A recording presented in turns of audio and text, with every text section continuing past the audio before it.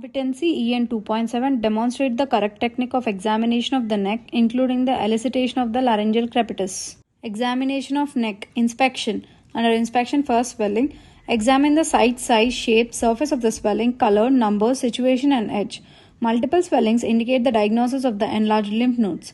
Brachial cyst is situated at the upper part of the neck and posterior part of the swelling is undercover of the upper third of the sternocleidomastoid muscle. Submandibular triangle has enlarged submandibular gland and deep or the plungent ranula. Dermoid cyst occurs in the midline of the neck, more commonly in the lower part of the space of Burns. Aneurysm is a pulsating swelling in the line of the carotid artery. Sternocleidomastoid tumor is an oval swelling in the sternocleidomastoid muscle in the newborn.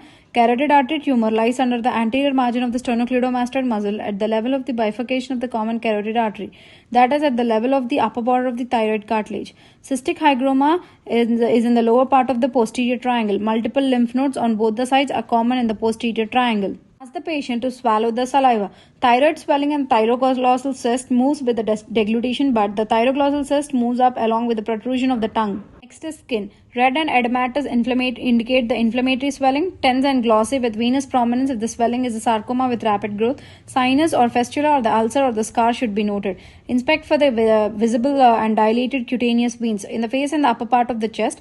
Venous engorgement due to pressure of the cervical lymphadenopathy over the jugular vein should be checked. There may be torticollis in case of acute cervical lymphadenitis or tubercular lymphadenitis or sternocleidomastoid tumor. Next, palpation. Ask the patient to flex the neck and turn towards the side which is to be examined in order to relax the muscles and the fascia. Palpation of the swelling. Examine its situation, size, shape, surface margin, consistency, reducibility, impulse on coughing, transparency, mobility and pulsation. Examining the swelling in relation to the sternocleidomastoid.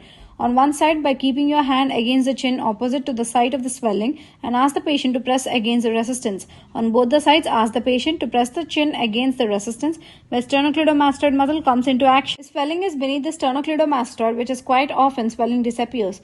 If swelling is superficial to the muscle, it becomes prominent. If the swelling has involved the neighboring structures such as larynx, trachea, esophagus, blood vessels, nerves should be examined. A malignant growth lying just below the angle of the jaw may involve the hypoglossal nerve, leads to paralysis of the same half of the tongue.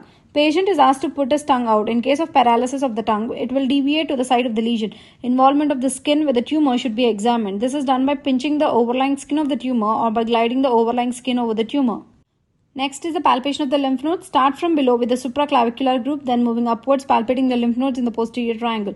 Jugulo-homohyoid, jugulo-digastric, submandibular, submental, preauricular and the occipital groups. Examine the drainage area for the inflammatory or the neoplastic focus. In the submental group, examine the chin, central part of the lip, gingiva, floor of the mouth and the tip of the tongue. Submandibular group, palate, tongue, floor of the mouth, lower lip, cheek, gingiva, nose and antrum should be examined. For the jugular chain, examine the tongue, mouth, pharynx, larynx, upper esophagus and the thyroid. For the tonsillar node, it lies below the angle of the mandible at the junction of the facial vein and the internal jugular vein. Supraclavicular or the vitreous nodes are enlarged and it's called as Trocheus sign. It is observed in arm, breast and chest. Next is percussion. It is done in laryngoscele. A tympanic note is observed. Auscultation, aneurysm or the carotid body tumor. Bruits are heard. Laryngeal crepitus. It's the movement of the larynx from side to side. Crepitus sound is felt. It's the normal sound produced by the movement of the laryngeal cartilage against the spine. Absence of this sound is called as Bokeh sign. It may be due to mass in the retropharyngeal space of the hypopharynx and in post-cricoid carcinoma.